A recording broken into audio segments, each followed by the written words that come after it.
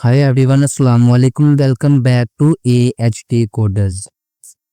तो बस ये हमारी HTML की सीरीज चल रही है। ये हमारा सेकंड पार्ट है HTML का। तो इससे पिछली वीडियो में हमने जो सीखा था पहले हम वो देखते हैं, फिर हम आगे बढ़ते हैं। ठीक है। इससे पिछली वीडियो में हमने देखा था कि HTML का स्ट्रक्चर कैसे क्रिएट करते हैं, मेटा टैग्स देखे थे, हेड टैग देखा था और HTML का इंट्रोडक्शन देखा था। ठीक है। उसके बाद हमने देखा था कि हेडिंग्स क्या होती हैं। फिर हमने देखा था कंटेनर्स क्या होते हैं HTML में। ठीक है। ये div टैग, span टैग, ये सब हमने कल पढ़ लिए थे। और लास्ट में हमने ये देखा था टेक्स्ट टू फॉर्मेटिंग, यानी कि HTML के जरिए टेक्स्ट को फॉर्मेट कैसे करते हैं, ये भी हमने कल की वीडियो में पढ़ लिया था। तो आज हम लिस्ट टैग से स्टार्ट कर रहे हैं। सबसे पहले हम देखते हैं कि लिस्ट टैग क्या होता है। चलिए VS कोड को ओपन करते हैं और स्टार्ट करते हैं। ठीक है। ये हमारा VS कोड है। शिफ्ट और 1 प्रेस करोगे ये वाला सिंबल आ जाएगा। ठीक है। जब हम इंटर करेंगे तो हमारा स्ट्रक्चर क्रिएट हो जाएगा। हम टाइटल रख देते हैं लर्निंग HTML। लर्निंग, ये ठीक है। List tag. तो गाइस लिस्ट की कितनी टाइप्स होती हैं? लिस्ट की 3 टाइप्स होती हैं। एक होती है ऑर्डर लिस्ट, ये वाली, यानी कि OL ऑर्डर लिस्ट। फिर आती है अनऑर्डर लिस्ट, उसको UL से लिखा जाता है। U यानी कि अन, L ऑर्डर यानी कि अनऑर्डर लिस्ट। ठीक है। एक होती है डेफिनेशन लिस्ट, यानी इसको DL से लिखा जाता है। सबसे पहले हम पढ़ते हैं ऑर्डर लिस्ट क्या होती है। ठीक है। ऑर्डर लिस्ट को लिखने के लिए हम OL टैग स्टार्ट करेंगे, साथ हम क्लोज करेंगे। ठीक है। उसके बाद हम LI लिस्ट टैग लेंगे, जैसे आपको इधर दिखाई दे रहा होगा ये वाला। ठीक है। इसी को हम कॉपी कर लेते हैं ताकि मुझे भी लिखने में आसानी हो।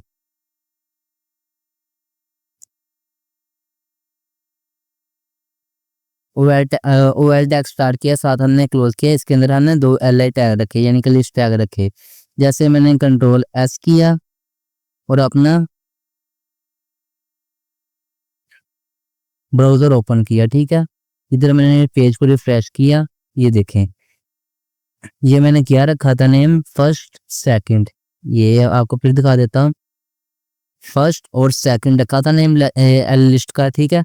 फर्स्ट और सेकंड, तो ये हमारा इधर आ गया फर्स्ट और सेकंड, यानी कि 1 2 इधर आ गई काउंटिंग। इसको हम बोलते हैं ऑर्डर लिस्ट। एक होती है अनऑर्डर लिस्ट। अनऑर्डर लिस्ट को लिखने के लिए हम UL टैग स्टार्ट करेंगे, साथ हम क्लोज करेंगे, फिर LH टैग लिखेंगे। ये लिखने के बाद इधर मैं लिख देता हूँ HTML। ठीक है, क्योंकि हम HTML सीख रहे हैं। एक और मैं LI टैग लेता हूँ, इधर लिख लेते हैं CSS। ठीक है। और साथ में एक और टैग ले लेता हूँ LI, इधर हम लिख लेते हैं जावास्क्रिप्ट, क्योंकि हम CSS के बाद जावास्क्रिप्ट ही सीखने वाले हैं। ठीक है। कंट्रोल S किया। अभी आपको ऑर्डर लिस्ट और अनऑर्डर लिस्ट में डिफरेंस दिखाई देगा।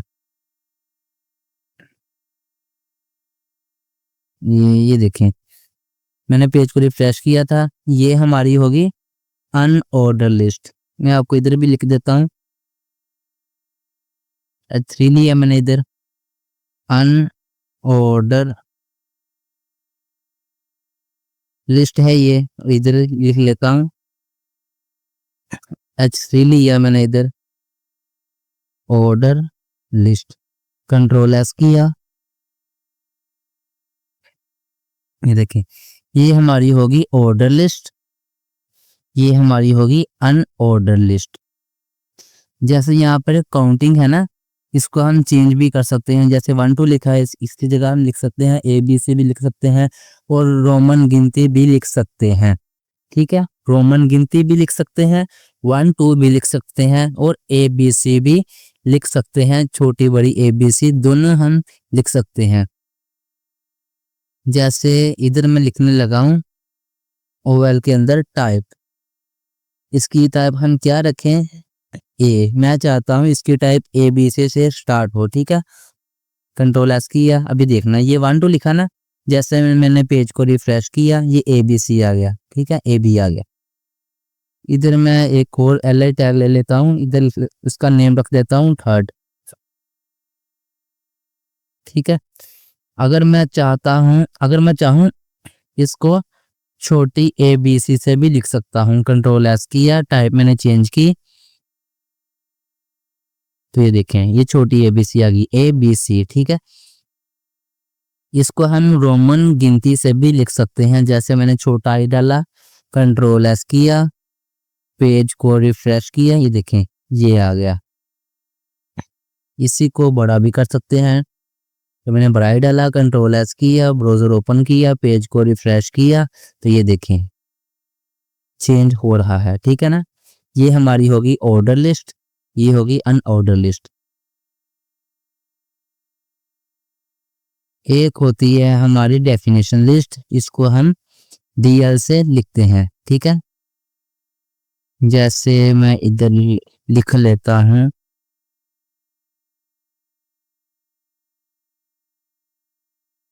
HC लिख लेता हूँ, ठीक है।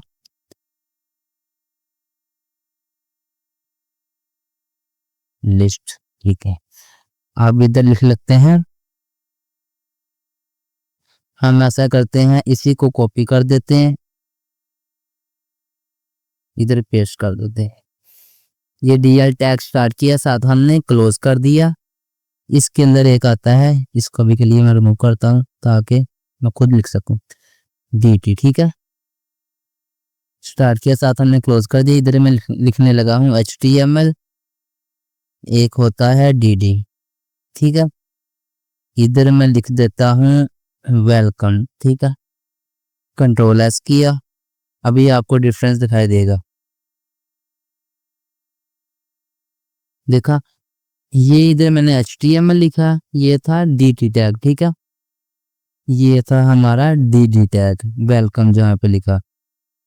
ये ज़्यादा यूज़ नहीं होता, लेकिन फिर भी मैंने आपको बता दिया है।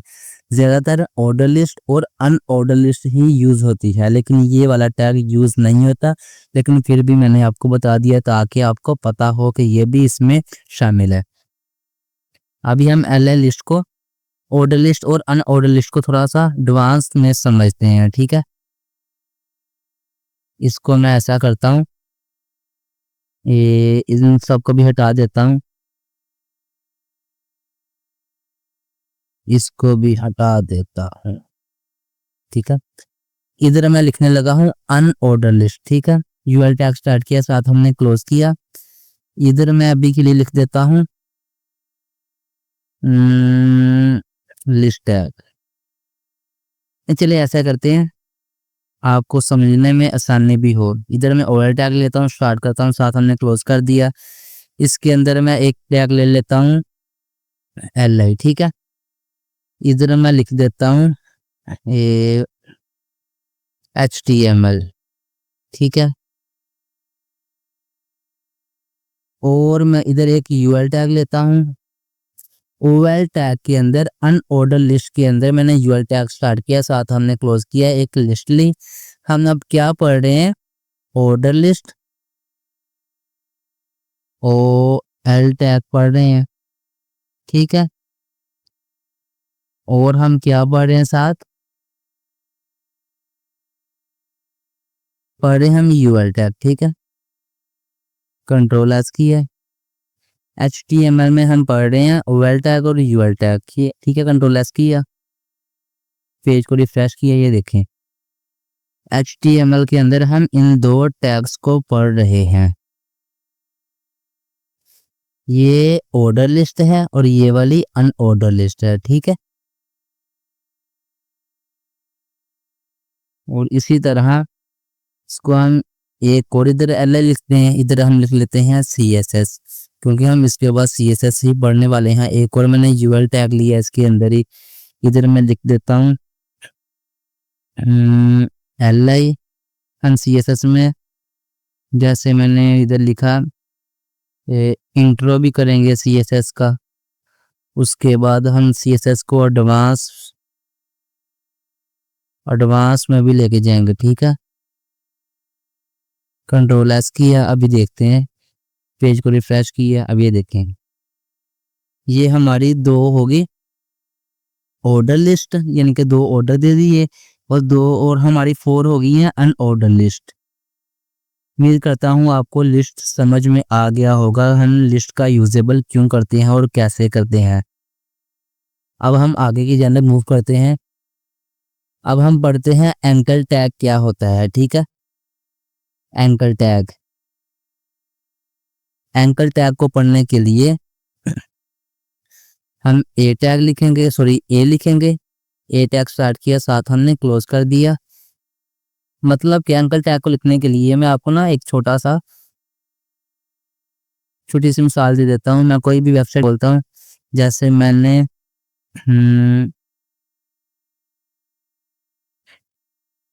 देखिए मैंने कोई भी वेबसाइट ओपन कर दी। ठीक है, ये देखें, ये एक वेबसाइट है डोमेन वाली। ठीक है, मैंने ये वेबसाइट ओपन की, इसमें जो आपको ये नेविगेशन बार दिखाई दे रहा होगा, ये वाला। ठीक है ना, इसमें एंकर टैग ही यूज हुए हैं, यानी कि एक पेज से दूसरे पेज में नेविगेट होने के लिए हम एंकर टैग का यूज करते हैं। ठीक है, ये सारे के सारे एंकर टैग ही हैं। अब हम एंकर टैग ही पढ़ने वाले हैं। एंकर टैग को सबसे पहले ए लिखा जाता है, इसका मतलब है एंकर टैग। ठीक है, उसके बाद आता है href, यानी कि एंकर टैग का एट्रीब्यूट। ये एंकर टैग का एट्रीब्यूट है। यहाँ पे हमने उस फाइल का यानी कि उस पेज का पाथ देना होता है जिस पेज में हमें नेविगेट होना होता है। ठीक है, अभी हमें किसी भी पेज पे नेविगेट नहीं होना, क्योंकि अभी हम सीख रहे हैं, इसलिए हम इधर खाली हैश लगा देते हैं। ठीक है, ये एंकर टैग हो गया। एंकर टैग क्लोज भी होता है और स्टार्ट भी होता है, ओपन भी होता है।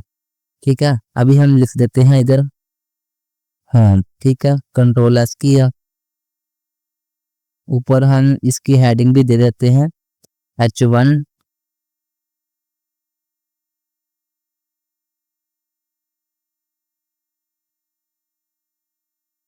Anchor tag. ठीक है,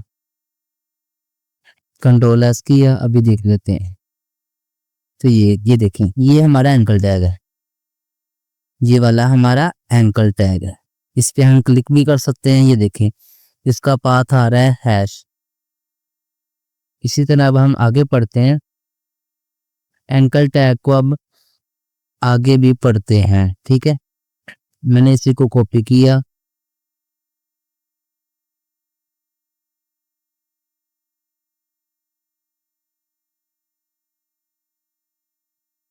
ये देखें, ये एंकर टैग है ना, ये href इसका एट्रीब्यूट है। मैंने ये वाला ना एक वेबसाइट का लिंक है, ये वेबसाइट का लिंक है। मैं चाहता हूं जब मैं इसके ऊपर क्लिक करूं तो ये इस वेबसाइट पर नेविगेट हो जाए। ठीक है ना, जैसे मैं विजिट पर क्लिक करूं ये इस वेबसाइट पर नेविगेट हो जाए। ठीक है, उसके बाद एंकर टैग में एक आता है टारगेट, यानी कि ये नेक्स्ट पेज पे, मतलब कि नेक्स्ट ब्लैंक जिसको हम बोलते हैं, ये देखें, ये वाला है ना, ये न्यू टैब जिसे हम बोलते हैं, न्यू टैब पे खुल जाए, इसी टैब पे ओपन ना हो हमारा पेज। जैसे ही मैं एंकर टैग के ऊपर क्लिक करूं ये न्यू टैब पे ओपन हो जाए। ये ब्लैंक इसलिए ही यूज होता है, इसको भी हम एट्रीब्यूट ही बोलते हैं। टारगेट एट्रीब्यूट किस लिए यूज होता है, ये इसलिए यूज होता है ताकि ये न्यू टैब में ओपन हो सके। ठीक है, चलिए अब हमने 3 एंकर टैग लिए हैं और मैंने 3 ही लिंक लगा दिए, यानी कि एक लगा दिया मैंने मेल वाला लिंक लगा दिया और एक लगा दिया वेबसाइट वाला लिंक, एक लगा दिया। इसको हम अभी के लिए रिमूव कर देते हैं। ठीक है, कंट्रोल एस करते हैं और इधर मैं एक ब्रेक टैग भी लगा देता हूँ।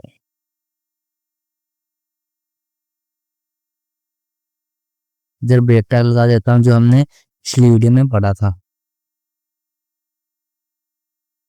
ये देखें, जैसे ही मैं विजिट कोड के ऊपर क्लिक करूंगा ये देखें, ये न्यू टैब के ऊपर आपने देखा होगा ये हमारा पहले वाला टैब है। जैसे ही मैं इसके ऊपर क्लिक करूंगा तो ये न्यू टैब के ऊपर ओपन हो जाएगा ये वाला पेज, क्योंकि हमने इसको टारगेट सेट किया हुआ है, टारगेट हमने ब्लैंक किया हुआ है। मैंने इसको ये बोला है जैसे ही मैं इसके ऊपर क्लिक करूं ये दूसरी वेबसाइट पर नेविगेट हो जाए और न्यू टैब पे ओपन हो, इसी टैब पे ओपन ना हो। ऐसे ही ये मेल होती है, जैसे मैंने उधर मेल लगाई है एंकर टैब के ऊपर, जैसे इसके ऊपर क्लिक करूंगा तो ये मेल के ऊपर ओपन हो जाएगा, लेकिन हमने मेल भी खाली लगाई है इसलिए ये ओपन नहीं होगी। ठीक है, उम्मीद करता हूँ आपको एंकर टैग के बारे में समझ में आ गया होगा।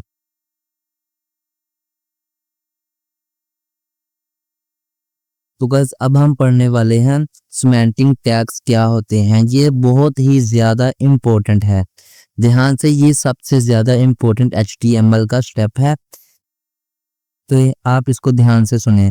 सिमेंटिक टैग्स क्या होते हैं, सिमेंटिक एलिमेंट्स क्या होते हैं। ये वो टैग होते हैं जो ब्राउज़र को और डेवलपर को बताते हैं कि इस पार्ट का मतलब क्या है। ये SEO और एक्सेसिबिलिटी के लिए भी बहुत ही ज़्यादा यूज़फुल होते हैं, यानी ये बहुत ही ज़्यादा इम्पोर्टेंट है, सबसे ज़्यादा यूज़फुल होने वाले ये टैग होते हैं। ठीक है, अब हम इनका प्रैक्टिकल कर भी देखेंगे। सबसे पहले हम ये जानेंगे कि हेडर क्या होता है। ठीक है, हेडर क्या होता है, ये पेज या सेक्शन का टॉप पार्ट होता है जिसमें लोग, टाइटल या नेविगेशन हो सकता है, जिसे यानी कि नेविगेशन बार जैसे हम बनाते हैं ना, उधर हम एंकर टैग रखते हैं, लोगो रखते हैं, ये उसके लिए ही यूज होता है। ठीक है, जिसमें जिसमें नैव टैग भी आता है, हेडर टैग में नैव टैग भी आता है। ठीक है, उसके बाद आता है सेक्शन, सेक्शन ऑफ कंटेंट। ये किस लिए यूज होता है, एक सेक्शन ऑफ कंटेंट जैसे अबाउट, सर्विसेज या कॉन्टैक्ट सेक्शन, ये छोटे छोटे पार्ट बनाकर हम अपनी वेबसाइट को क्रिएट करते हैं। ये सिर्फ इसलिए यूज होता है, हम इसको पार्ट में डिवाइड करते हैं, अपनी वेबसाइट में सेक्शन बनाकर उसको डिवाइड करते हैं, फिर हम अपनी वेबसाइट को क्रिएट करते हैं। फिर आता है आर्टिकल, ये इंडिपेंडेंट कंटेंट जैसे एक ब्लॉग पोस्ट या न्यूज आर्टिकल के लिए यूज होता है। फिर आता है असाइड बार, ये वाला, ठीक है ना, असाइड बार। साइड बार किस लिए यूज होता है, साइड बार कंटेंट या साइड बार जैसे एड्स, रिलेटेड लिंक या एक्स्ट्रा इन्फो के लिए यूज होता है। ठीक है, फिर आता है मेन, मेन पेज का, मेन कंटेंट जो यूनिक होता है वो यहाँ आता है, मतलब कि ये सबसे मेन होता है जिसमें हम अपने वेबसाइट का अपना हेडर, नेविगेशन बार, ये सब कुछ हम ये मेन टैग में ही आते हैं। ठीक है, सॉरी, हेडर नहीं आता, बाकी सारे सेक्शन हम मेन टैग में ही लगते हैं। एक होता है नैव टैग, फिर आता है मेन टैग, फिर आता है फुटर टैग। ठीक है, फुटर टैग में क्या होता है, ये पेज का नीचे का हिस्सा होता है जिसमें कॉपीराइट कंटेंट, इन्फो या फुटर लिंक होते हैं। ठीक है, अब हम इन सब का प्रैक्टिकल कर भी देख लेते हैं और एक छोटा सा लेआउट भी क्रिएट करते हैं इन तमाम टैग्स की मदद से जो हमने अब तक पढ़ लिए हैं। ठीक है ना, चलें VS कोड को ओपन करते हैं। अभी के लिए इन सब को मैं करता हूँ रिमूव। सबसे पहले क्या था, हेडर टैग, ये वाला हेडर टैग। ठीक है ना, हम ऐसा करते हैं, इधर एक हेडर टैग लगाते हैं, हेडर टैग लगाते हैं, हेडर टैग स्टार्ट किया, साथ हमने क्लोज कर दिया। इसके अंदर मैं लिखता हूँ H1। ठीक है, इसके अंदर मैं लिख देता हूँ अभी के लिए माई वेबसाइट। ठीक है, माई वेबसाइट, नीचे मैं एक छोटा सा पैराग्राफ लिख देता हूँ, लॉरेन, तकरीबन 10 लेटर का।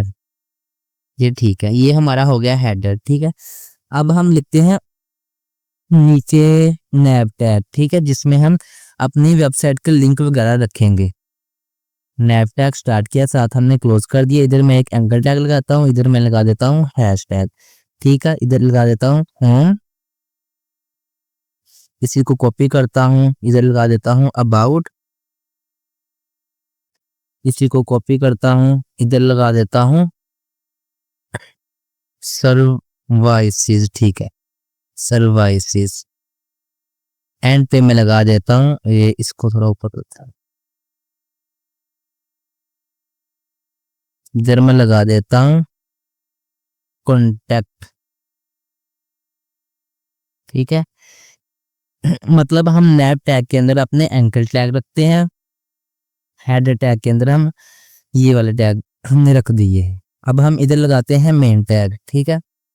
मेन टैग के अंदर हम क्या करते हैं, अभी आपको दिखा देता हूँ ये कैसा दिखाई दे रहा है। कंट्रोल एस किया मैंने, ये ओपन किया, इसको रिफ्रेश कर दिया। अभी ये देखें, अभी ये हमारा ऐसा दिखाई दे रहा है हमारी वेबसाइट, ठीक है। इसको, हाँ, अब ठीक है। अभी ये हमारी वेबसाइट ऐसे दिखाई दे रही है, ठीक है। HTML हम कर रहे हैं इसलिए हमारी ऐसी दिखाई दे रही है। वह मेन टैग हमने स्टार्ट किया, साथ हमने क्लोज भी किया हुआ था। इसके अंदर हम लगाते हैं सेक्शन जो हमने ये पढ़े हुए हैं, ठीक है ना, ये वाले सेक्शन, इसके बारे में हमने आपको बताया हुआ है, ठीक है ना, सेक्शन। ये मैंने इधर सेक्शन टैग स्टार्ट किया मेन टैग के अंदर। ऐसे ही वेबसाइट का लेआउट क्रिएट किया जाता है जैसे मैं आपको बता रहा हूँ। जितने भी वेबसाइट होती हैं उसमें हेडर टैग लाजमी आता है, नैव टैग आता है, फिर मेन टैग आता है, ये सारे सिमेंटिक टैग होते हैं, ठीक है। इधर मैं लगा देता हूँ H2 इसके अंदर, ठीक है। इधर भी लगा देता हूँ, क्या लगाऊं इधर, एक अबाउट अस लगा देता हूँ, ठीक है। अबाउट,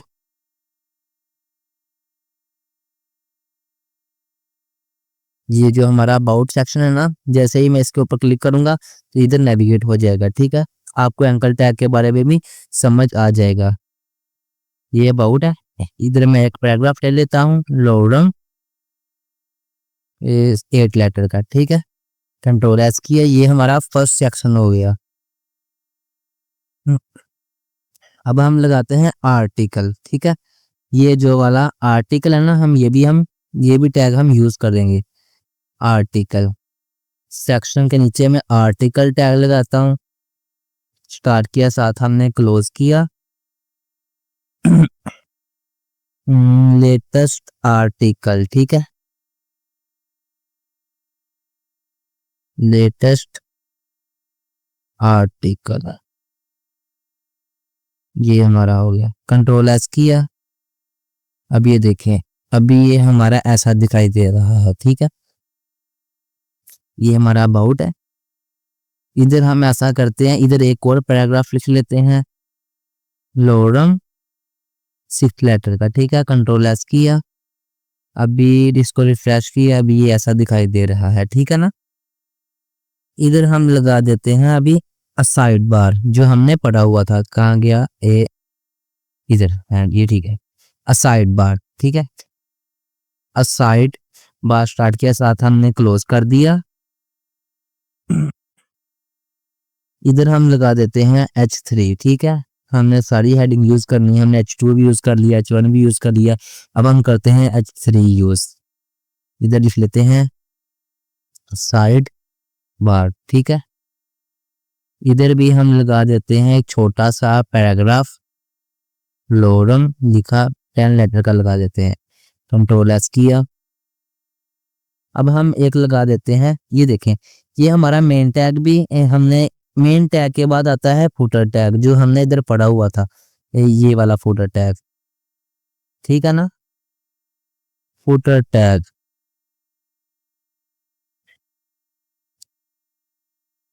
फुटर टैग स्टार्ट किया, साथ हमने क्लोज किया।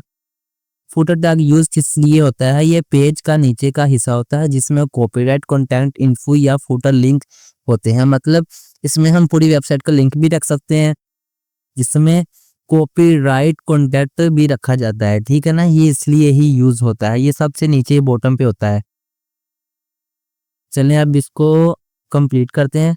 इधर मैं लगा देता हूँ एक सिंबल, ये वाला कॉपी, इधर लिख लेता हूँ। इधर मैं लिखने लगा हूँ 2025, ठीक है, ये लगा। इधर मैं लिखने लगा हूँ माई वेबसाइट,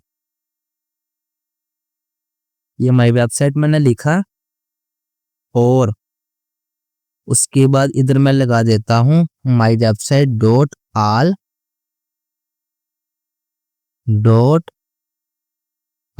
ठीक है, ऑल रिजर्व, ये ठीक है ना, ठीक है ना। कंट्रोल एस किया मैंने, अभी देखना ये होता क्या है।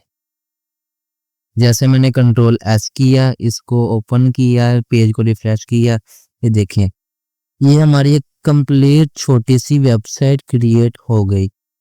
ये हमारा फर्स्ट पे हेडर था, फिर हमने एक home page navigation bar create किया, ये हमारा नेविगेशन बार है। फिर हमने अबाउट क्रिएट किया, उसके बाद हमने आर्टिकल लगाया, फिर साइड बार लगाया, फिर एंड पे हमने फुटर लगा दिया। अब हम इनकी थोड़ी सी इनलाइन सीएसएस के बारे में पढ़ लेते हैं ताकि हम अपनी वेबसाइट को थोड़ा सा खूबसूरत बना सकें, ठीक है। सीएसएस की कितनी टाइप्स होती हैं? सीएसएस की 3 टाइप्स होती हैं। एक होती है इनलाइन सीएसएस, एक होती है इंटरनल सीएसएस, एक होती है एक्सटर्नल सीएसएस। हम सबसे पहले पढ़ेंगे इनलाइन सीएसएस, सिर्फ सिंपल थोड़ी सी सीएसएस पढ़ेंगे। एचटीएमएल को कंप्लीट करने के बाद हम फिर सीएसएस की जानिब भी मूव करेंगे, वो हम कंप्लीट उसका भी एक ट्यूटोरियल क्रिएट करेंगे। अभी के लिए हम थोड़ी सी सीएसएस पढ़ने वाले हैं, ठीक है ना। सबसे पहले हम पढ़ते हैं ये वाला नैव टैग। नैव टैग के अंदर इनलाइन सीएसएस के लिए स्टाइल टैग, स्टाइल एट्रीब्यूट आता है, ये लगाया मैंने। इसका बैकग्राउंड कलर चेंज करना है, ये इनका, ठीक है ना। इनका बैकग्राउंड कलर लगाना है, उसके लिए इधर मैं लिखूंगा स्टाइल एट्रीब्यूट लगाऊंगा, फिर इक्वल लगाऊंगा, कोटेशन मार्क के अंदर बैकग्राउंड लिखूंगा, ठीक है। बैकग्राउंड कलर लिखा, फिर कोलन और सेमी कोलन के दरमियान मैंने जो कलर रखना होता है वो उसका नेम लिखूंगा। मैंने अभी के लिए अपनी वेबसाइट नेविगेशन बार का कलर रेड रखना है, ठीक है। रेड रखा, कंट्रोल एस किया, जैसे ही मैं पेज को रिफ्रेश करूंगा ये देखें ये हमारा एंकल टैग का ये कलर आ गया। ऐसा करते हैं, एंकल टैग को ऐसे ही रहने देते हैं, इसी को कॉपी करते हैं, कट कर देते हैं, इसी को उठाकर हेड टैग के अंदर रख देते हैं। ऐसे ही कंट्रोल एस करता हूँ, पेज को रिफ्रेश करता हूँ, ये देखें ये इधर आ गया हमारा बैकग्राउंड कलर, ठीक है ना। और हम ऐसा करते हैं फुटर का भी बैकग्राउंड कलर चेंज कर देते हैं, ठीक है। ये हम इनलाइन सीएसएस कर रहे हैं। इधर भी हमने स्टाइल एट्रीब्यूट लगाया, बैकग्राउंड कलर लिखा, इसका मैं बैकग्राउंड कलर भी रेड कर देता हूँ, ठीक है ना। जैसे मैंने ऊपर हेडर का कलर रेड रखा था और फुटर का बैकग्राउंड कलर भी रेड रख देता हूँ, ये देखें ये हमारी एक छोटी सी HTML असाइनमेंट भी बन गई है। अगर आपने ये असाइनमेंट क्रिएट कर ली तो आपको बेसिक HTML आ जाएगी, ठीक है। मिलते हैं नेक्स्ट वीडियो में। अल्लाह हाफिज।